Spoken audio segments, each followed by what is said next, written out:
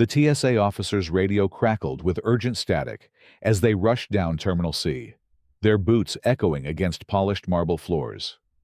Emergency protocols kicked in when the 911 call came through, reporting a large black boy blocking the way and creating a safety hazard near Gate 47. The dispatcher's voice cut through the airport's ambient noise with clinical precision, but the officers had heard enough similar calls to know what they were walking into. Terrence Williams sat quietly in the departure lounge, his oversized headphones draped around his neck, watching planes taxi beyond the floor-to-ceiling windows.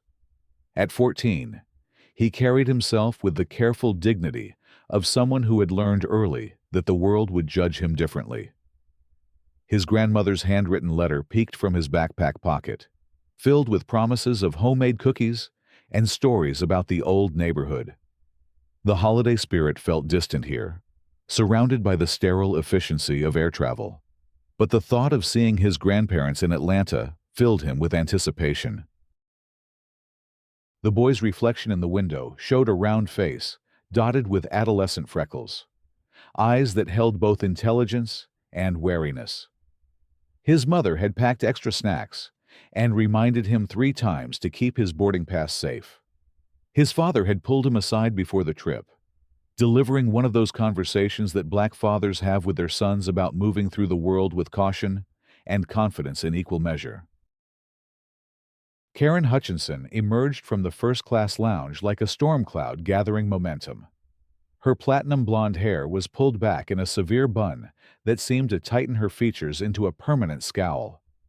The Louis Vuitton bag on her shoulder cost more than most people's monthly rent, and she wielded it like a weapon of social superiority. Her eyes swept the gate area with predatory precision, cataloging perceived infractions and social irregularities with the dedication of a customs inspector. She spotted Terrence immediately. The boy was stretching his legs, walking slowly toward the vending machines, his backpack slung over one shoulder. To most observers, he was simply a teenager, killing time before his flight. To Karen, he represented everything she believed was wrong with the world, a convenient target for the anger and prejudice that had been simmering beneath her polished exterior for years. "Excuse me." Karen's voice cut through the ambient noise like a blade. "You're blocking the walkway." Terrence looked up, confused. The walkway was easily 12 feet wide, with plenty of space for dozens of people to pass comfortably. He glanced around, noting the sparse crowd and abundant room. "I'm sorry, ma'am. I wasn't trying to block anything." "Well, you are," Karen snapped, her voice rising with each word. "People like you think you can just take up space wherever you want. This is a public area, not your personal playground." The words hit Terrence like physical blows. He had heard variations of this theme throughout his life, but it never got easier. His throat tightened, and he felt the familiar heat of humiliation creeping up his neck. "I was just walking to get a drink." "Don't give me attitude, young man. I've seen how you people behave in airports. Always causing problems. Always making scenes." Karen's voice carried across the gate area, drawing uncomfortable glances from other passengers. Some looked away quickly, unwilling to get involved. Others pulled out phones, sensing that something significant was about to unfold. Terrence's hands trembled slightly as he tried to maintain his composure. His father's words echoed in his mind. "Stay calm. Be respectful. Don't give them ammunition." But the injustice of the situation burned in his chest like acid. "I haven't done anything wrong." "That's what you all say." Karen shot back. "Security needs to know about this. You're obviously up to something, lurking around here, taking up space, making people uncomfortable." She pulled out her phone with theatrical flourish, dialing 911 with the dramatic flair of someone who had done this before. "Yes. I need security at Terminal C. Gate 47. There's a large black boy here who's blocking the walkway and acting suspicious. He's being aggressive and I'm afraid for my safety. The lie was so blatant, so obviously constructed, that several nearby passengers began recording with their phones. Terrence stood frozen, watching his holiday trip transform into a nightmare in real time. The weight of generational trauma pressed down on his shoulders. The knowledge that this exact scenario had played out countless times before, with consequences that ranged from humiliation to tragedy. Within minutes, TSA officers arrived, their presence commanding immediate attention from everyone in the gate area. The lead officer, a middle-aged man named Rodriguez, approached the scene with professional caution. He had been doing this job for 15 years and had developed a sixth sense for situations that weren't what they seemed. "Ma'am, you called about a disturbance." Rodriguez kept his voice neutral, but his eyes were already assessing the situation. He saw a teenager who looked more frightened than threatening, standing next to a woman whose body language screamed privilege and entitlement. "Yes, this boy has been harassing me and blocking the walkway. He's being aggressive, and I don't feel safe." Karen repeated her fabricated story with conviction, pointing at Terrence like she was identifying a criminal in a lineup. Rodriguez looked at the wide-open walkway, then at Terrence, who was clearly trying not to cry. "Son, what happened here?" "I was just walking to get a drink." Terrence's voice cracked slightly. "She started yelling at me for no reason. I didn't do anything wrong." The second officer, a younger woman named Patterson, began the standard procedure that would turn Terrence's dignity into collateral damage. "We're going to need to search your belongings and ask you some questions." The search began methodically. Terrence's backpack was emptied onto a nearby bench, its contents displayed for everyone to see. His grandmother's letter fell out, along with homework assignments, a worn paperback novel, and the snacks his mother had packed. Each item was examined with the thoroughness reserved for suspected criminals, not 14-year-old boys traveling to see family. "Where are you flying to?" Patterson asked, her tone suggesting that any answer could be suspicious. "Atlanta, to see my grandparents for the holidays." "Who's paying for your ticket?" "My parents." "What do your parents do for work?" The questions continued, each one designed to establish baseline facts, but feeling like an interrogation. Terrence answered each query with increasing desperation, watching his fellow passengers stare at him like he was a curiosity in a zoo. Some were recording, others were whispering, and a few were shaking their heads in disgust at the obvious injustice unfolding before them. Karen stood to the side, arms crossed, wearing an expression of smug satisfaction. She had successfully mobilized the full power of institutional authority against a child, and she was enjoying every moment of it. "You see, I knew something was wrong. These people always have some story." The humiliation was complete. Terrence stood there, his belongings scattered, his dignity shredded, while airport security treated him like a threat to national security, his eyes filled with tears that he refused to let fall, understanding instinctively that showing emotion would only make things worse. Rodriguez was beginning to feel uncomfortable with the situation. His years of experience told him that this was exactly the kind of incident that would end up on the evening news, and not in a good way. "Ma'am, I need to ask you specifically what this young man did to threaten you." "He was taking up too much space, blocking people from walking through. When I told him to move, he got aggressive and started talking back to me." Rodriguez looked around the sparsely populated gate area, noting the abundance of space and the lack of any congestion. "I'm not seeing any blockage here, ma'am." Well, there was before. You should have seen it. He was sprawled out like he owned the place. The story was falling apart under scrutiny, but the damage was already done. Terrence had been publicly humiliated, his belongings searched, his character questioned, all based on the word of a woman who couldn't keep her story straight. The other passengers were growing restless, some beginning to voice their disapproval of the situation. That's when Marcus Williams arrived. Marcus had been in a board meeting when his assistant burst in with news that was every parent's nightmare: his son was being detained by security at the airport. The meeting was with the CEO of Delta Airlines, discussing a major expansion project that Marcus, as Senior Vice President of Operations, had been orchestrating for months. But corporate priorities evaporated the moment he heard his son's name. He moved through the airport like a man possessed, his expensive suit and commanding presence parting crowds effortlessly. Behind him trailed his assistant, two company lawyers, and a public relations specialist who had been hastily summoned when the scope of the situation became clear. Marcus Williams wasn't just any concerned parent.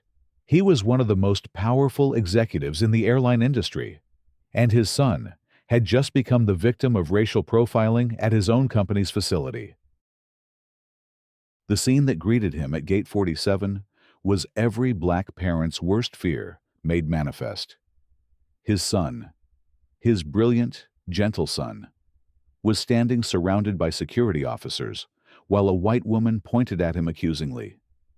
The boy's belongings were scattered like evidence at a crime scene, and passengers were recording the entire humiliating spectacle. Marcus's arrival changed the entire dynamic of the situation.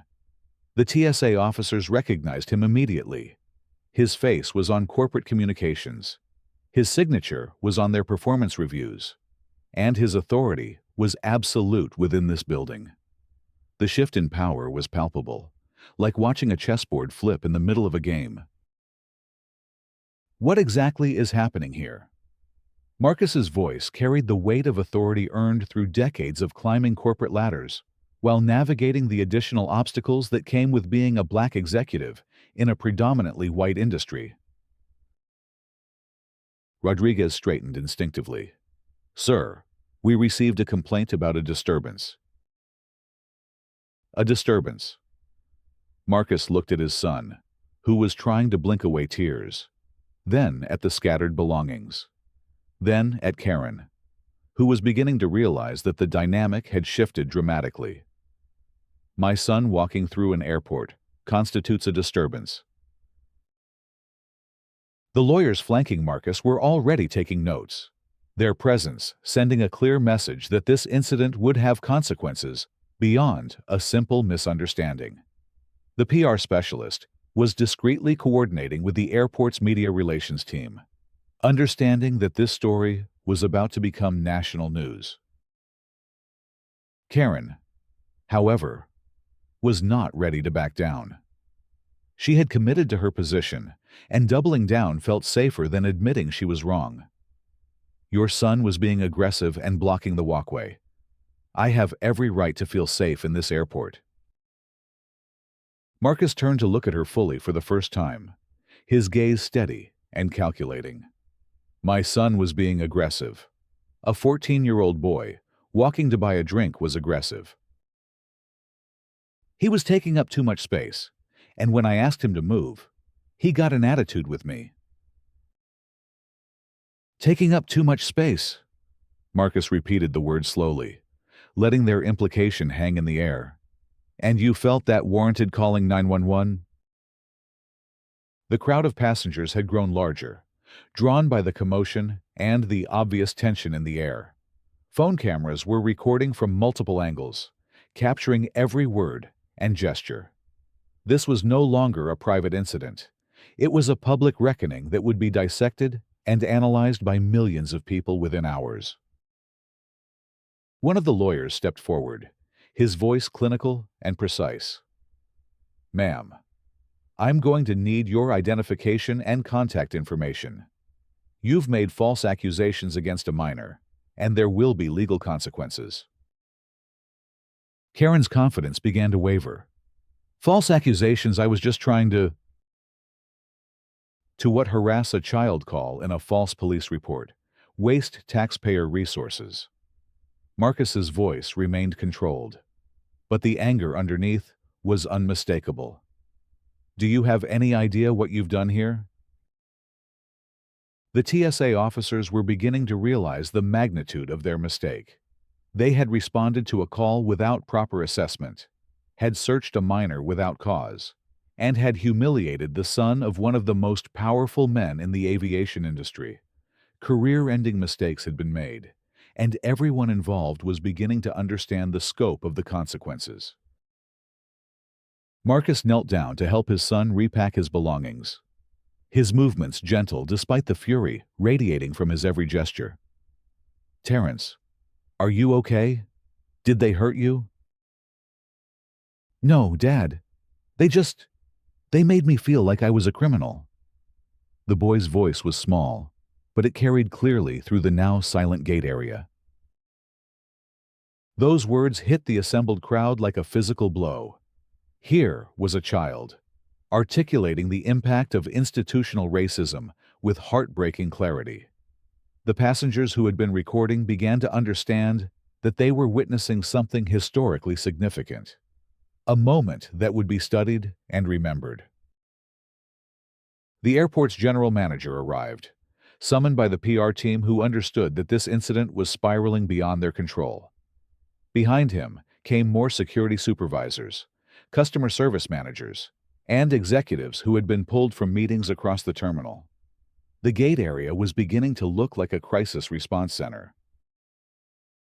Marcus stood up, his son's belongings finally repacked, his arm protectively around Terrence's shoulders.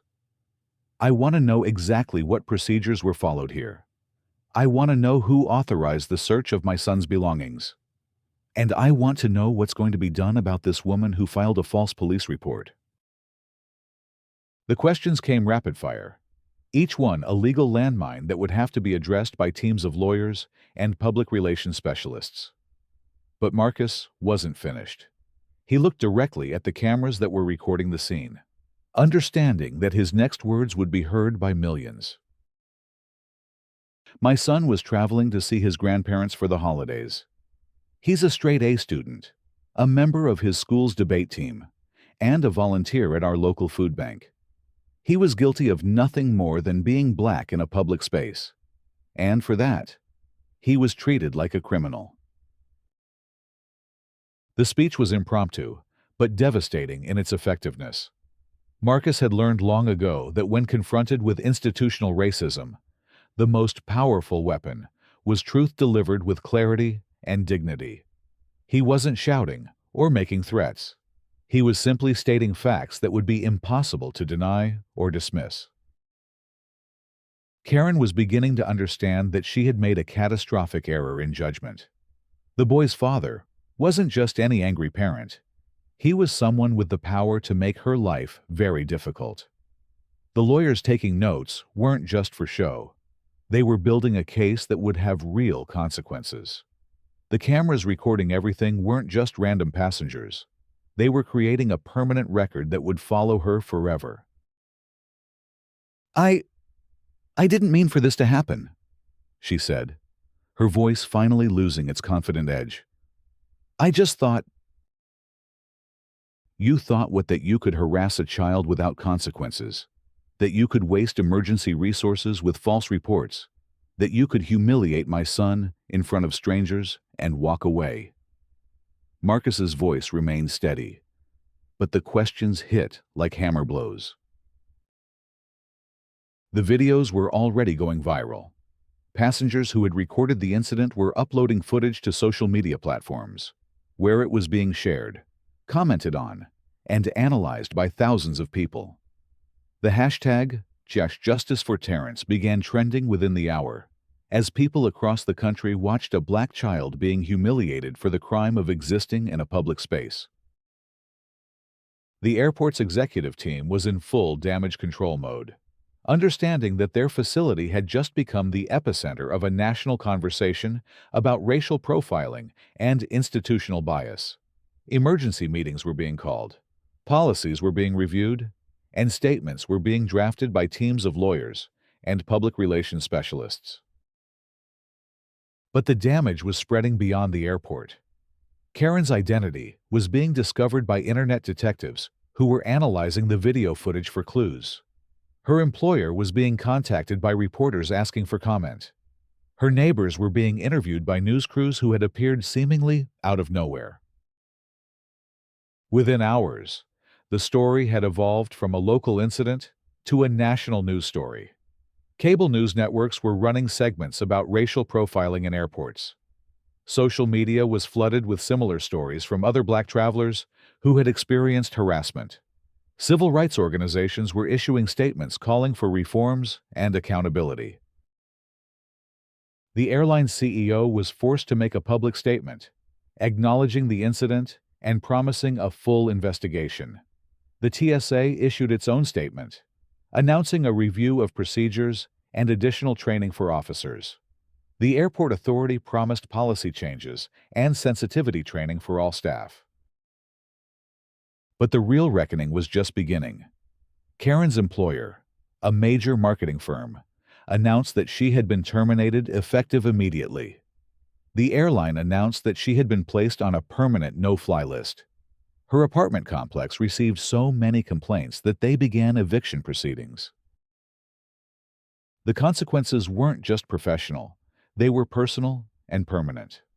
Karen's life was being dismantled piece by piece, each revelation adding another layer to the story. Her social media history was being examined, revealing a pattern of racist comments and attitudes that painted a picture of someone whose actions at the airport weren't an isolated incident, but part of a larger pattern of prejudice. Meanwhile, Terrence's story was inspiring a different kind of response. Scholarships were being offered by universities across the country. His school received donations for their debate team. Community organizations were inviting him to speak at events about his experience and the broader issues it represented. The family received an official apology from the airline, along with a substantial travel voucher and a promise that the incident would be used as a case study in their diversity and inclusion training. The TSA issued a formal apology and announced policy changes that would prevent similar incidents in the future. But perhaps the most significant outcome was the conversation that the incident sparked. Families across the country were talking about racial profiling, implicit bias, and the experiences of Black children in public spaces. Schools were incorporating the story into their curricula about civil rights and social justice. The incident had become a teaching moment for an entire generation.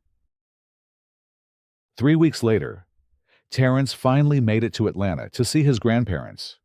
The trip that had been delayed by racism and harassment was completed in first-class seats, with the entire crew aware of his story and committed to making his experience as positive as possible. His grandmother's cookies were just as good as he had remembered, and her stories about the civil rights movement took on new meaning in light of his recent experience. The incident had changed him, but not in the way Karen had intended. Instead of making him feel smaller or less worthy, it had shown him the power of standing up for what's right, the importance of having allies, and the strength that comes from family and community support. He had learned that racism still existed, but he had also learned that it could be fought and defeated. Marcus returned to his executive role with a new understanding of his responsibility to use his position for positive change. He began working with other executives to implement policies that would prevent similar incidents, and he became a vocal advocate for diversity and inclusion in the airline industry. The incident had been traumatic for his family, but it had also shown him the importance of speaking truth to power. Karen, meanwhile, had become a cautionary tale about the consequences of racism in the digital age. Her story was featured in articles about online accountability and the power of social media to expose injustice. She had lost her job, her home, and her reputation. But the damage went deeper than that. She had become a symbol of the kind of behavior that society was no longer willing to tolerate. The airport implemented new training programs for all staff, focusing on implicit bias and de-escalation techniques. The TSA revised their procedures to require more thorough assessment before responding to complaints. The airline industry as a whole began reviewing their policies and procedures to ensure that all passengers, regardless of race, age, or appearance, were treated with dignity and respect. But the most important changes were happening in the hearts and minds of the people who had witnessed the incident, either in person or through the viral videos. They had seen racism exposed and defeated, had watched a family stand up for what was right, and had witnessed the power of community support in the face of injustice. The story of Terrence Williams and his encounter with racism at the airport became more than just a news story. It became a symbol of the ongoing struggle for racial justice and the power of ordinary people to make extraordinary changes. It reminded everyone that racism wasn't just a historical problem, but a contemporary reality that required constant vigilance and active resistance. As Terrence boarded his flight back home after his visit with his grandparents, he carried with him not just memories of cookies and stories, but a new understanding of his place in the world. He had learned that he could be targeted for nothing more than the color of his skin. But he had also learned that he was not alone in facing that challenge. He had allies, advocates, and a community that would stand with him against injustice. The plane took off into a clear sky, carrying a young man who had been transformed by his encounter with hatred into someone who understood the power of love, justice, and community. The incident that had begun as one woman's attempt to humiliate a child had become a powerful reminder that in America, the arc of justice may be long, but it does indeed bend toward justice, especially when good people refuse to stand by and let injustice prevail. In the end, Karen had gotten exactly what she deserved. But more importantly, Terrence had gotten what he deserved: justice, dignity, and the knowledge that he was valued and protected by a community that refused to let hatred win. The incident had ended not with the victory of prejudice, but with the triumph of justice and the power of people coming together to do what was right. The story would be remembered not as a tale of victimization, but as a powerful reminder that ordinary people have the power to confront injustice, that families can overcome adversity when they stand together, and that communities can create positive change when they refuse to accept the unacceptable. It was a story that would inspire future generations to stand up for what's right, to speak truth to power, and to never let hatred have the final word.